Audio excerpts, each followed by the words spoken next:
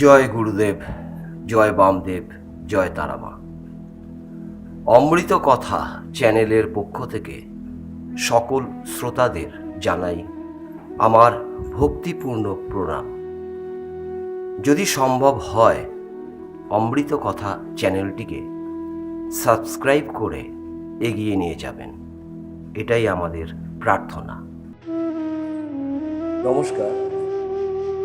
আজ আমি আপনাদের সঙ্গে চাণক্যের শ্লোক সম্বন্ধে আলোচনা করব।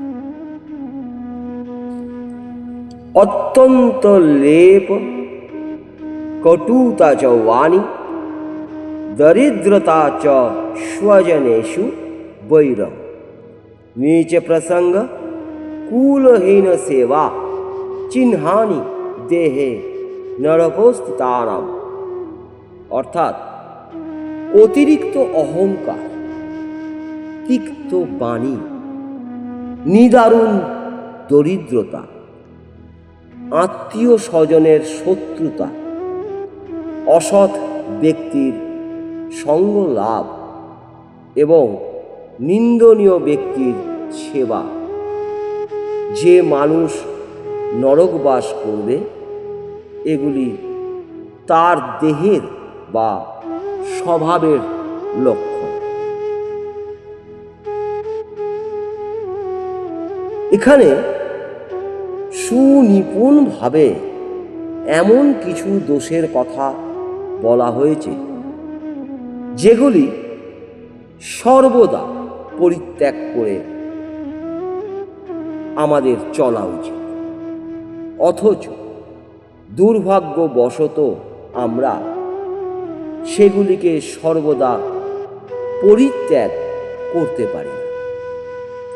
অনেক সময় আমরা অকারণে অহংকারী হয়ে উঠি।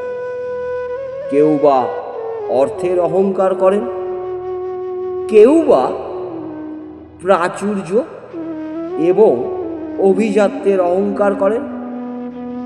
এমন অহংকার করা কখনোই উচিত নয়, কারণ পরিবর্তনশীল জগতের যে কোনো মুহূর্তে প্রেক্ষাপটে পরিবর্তিত হতে পারে। কখনো কারোর প্রতি কটু বাক্য উচ্চারণ করা উচিত নয়। এই কটু বাক্য যে শ্রোতার মনে কি ধরনের অবস্থা সৃষ্টি করে তা অনুধাবন করা উচিত। দরিদ্রতা এমন একটি ব্যাধি যাকে সর্বদা পরিহার করে চলা উচিত। অর্থনৈতিক অবনতি মানুষের মনে সুন্দর গুণকে হত্যা করে।